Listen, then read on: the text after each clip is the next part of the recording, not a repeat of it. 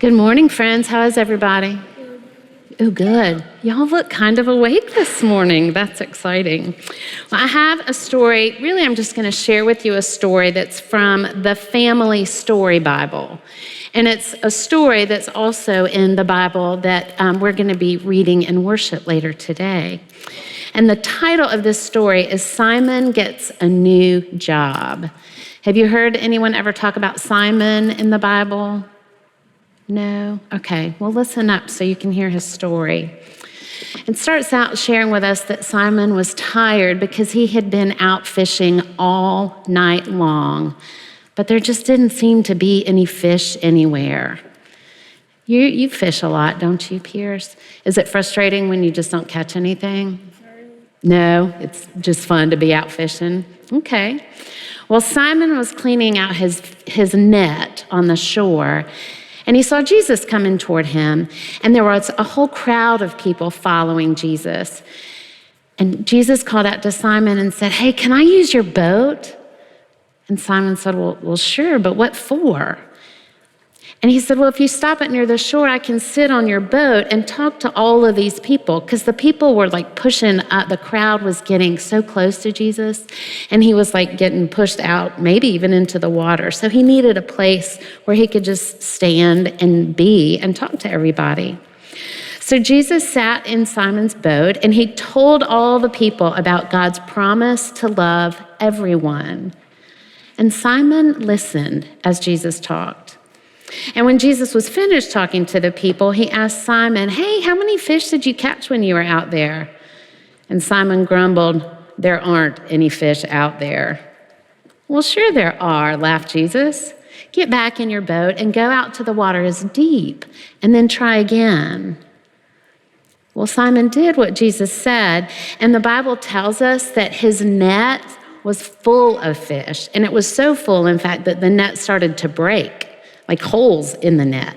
And he had a hard time pulling all of those fish into his boat. And so when he was rowing that really heavy boat back to shore, he started thinking. And he thought about the things that Jesus had said. And then Simon started to feel really sad. He said, "I can't live in God's way. I tell lies. I get angry. I do really dumb things. I just don't think Jesus will want to be my friend." Now, Jesus was standing on the shore waiting for Simon when he got back, and he said, "Hey, Simon, I want to talk to you." And Simon thought, "Oh, Jesus, I don't think you want to be talking to me. You know, I'm not a very good person, and I do bad things. And, you know, I'm just not even really very smart." "Simon," Jesus said, "I helped you with your work. Why don't you come and help me with mine?" "But all I can do is catch fish," Simon said. "That's fine," Jesus said. "Come help me catch people." And that's how Simon became one of Jesus's special helpers. The word the Bible uses for those special helpers, do y'all know what that is? It's disciple.